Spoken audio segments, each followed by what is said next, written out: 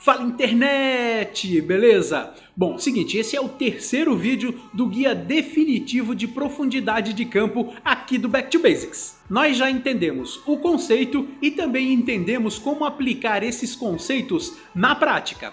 Nessa terceira parte eu vou falar algumas dúvidas frequentes a respeito do DOF. Então, bora evoluir? Delícia!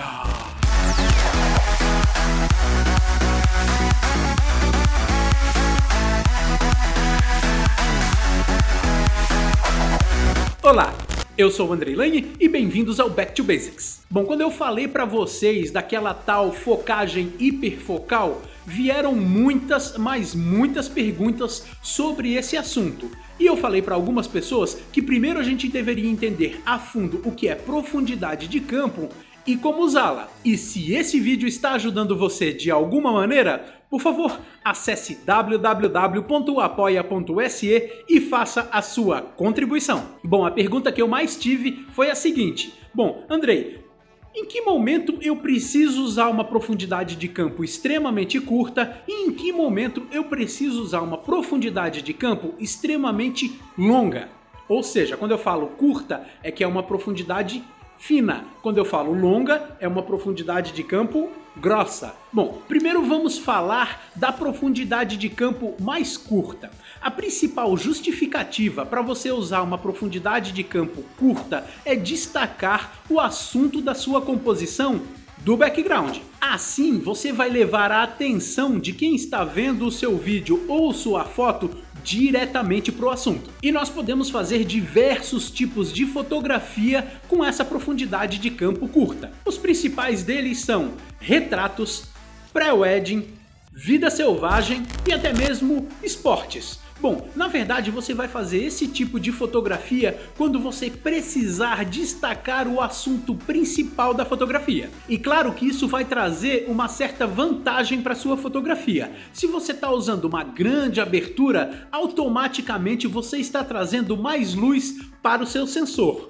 E no que isso ajuda? Bom, ajuda que você vai usar um ISO menor e uma velocidade de obturador maior. E isso vai trazer mais nitidez e mais qualidade para a foto. E para o vídeo também. Mas e a profundidade de campo mais extensa? Bom, a gente vai usar ela justamente em momentos que a gente precise que muitas partes da composição estejam em foco, estejam nítidas. O que é o caso da fotografia de paisagens, tanto naturais quanto urbanas, ou até mesmo aquele tipo de fotografia que mistura a paisagem natural e urbana ao mesmo tempo. E o uso de uma objetiva grande angular, ou seja, uma objetiva que tem um comprimento focal básico, vamos colocar aí 17 mm por exemplo, atrelada a uma pequena abertura f11, por exemplo, e uma distância longa do seu sensor, vão trazer um foco muito grande, uma profundidade de campo muito grande para sua fotografia de paisagem. E é exatamente aí que surge a tal da distância hiperfocal e da focagem hiperfocal.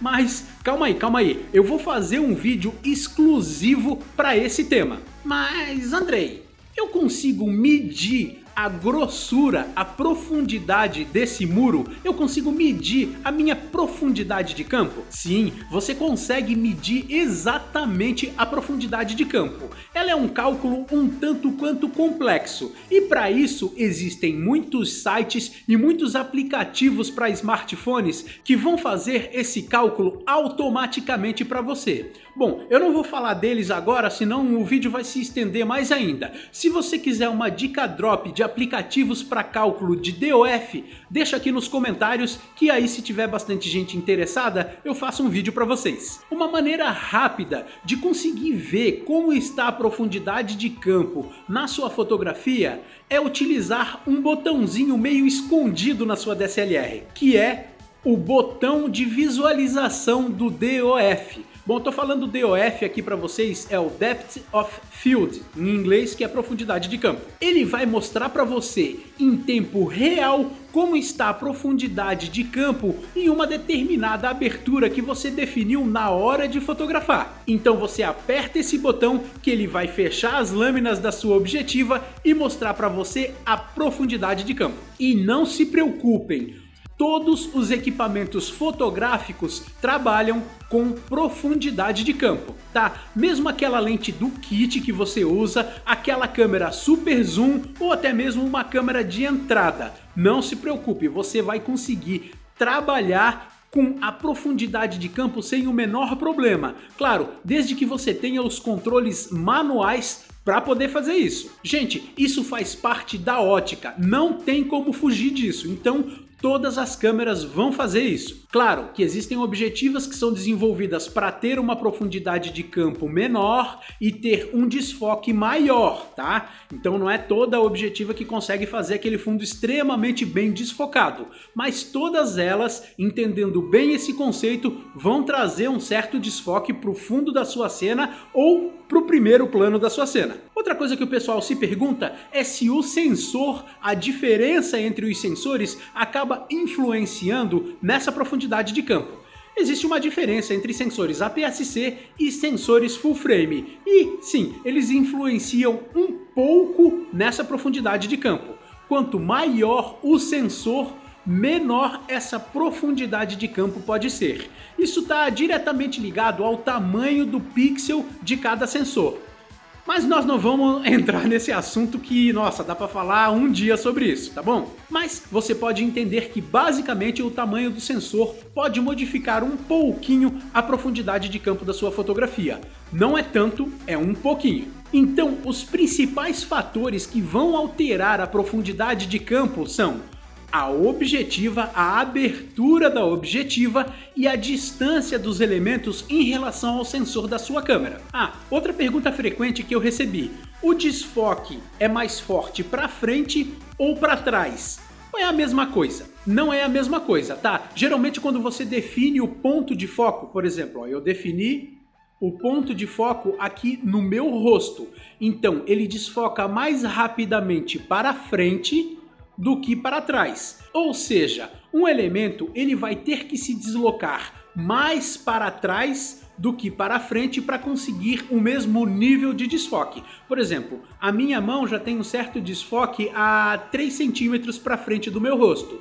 Ela vai precisar chegar mais ou menos 3, 6, 9, pelo menos 10 centímetros para trás de mim para conseguir o mesmo nível de desfoque. E a pergunta mais feita por todos: Andrei, qual a melhor lente para se desfocar o fundo da cena?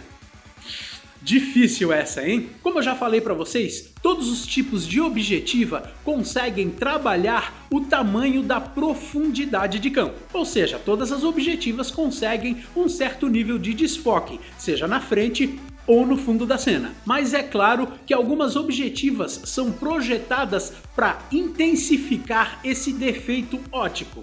Sim, o desfoque nada mais é do que um defeito óptico. Objetivas com a milimetragem alta, ou seja, teleobjetivas, ou então a famosa 50 e 85 milímetros, atreladas a grandes aberturas, ou seja, f2.8, f1.8, f1.4, conseguem um desfoque no fundo da cena bem mais intenso. Por exemplo, a objetiva que eu estou usando agora é a 50mm f1.4 e a abertura que eu estou usando é f1.8.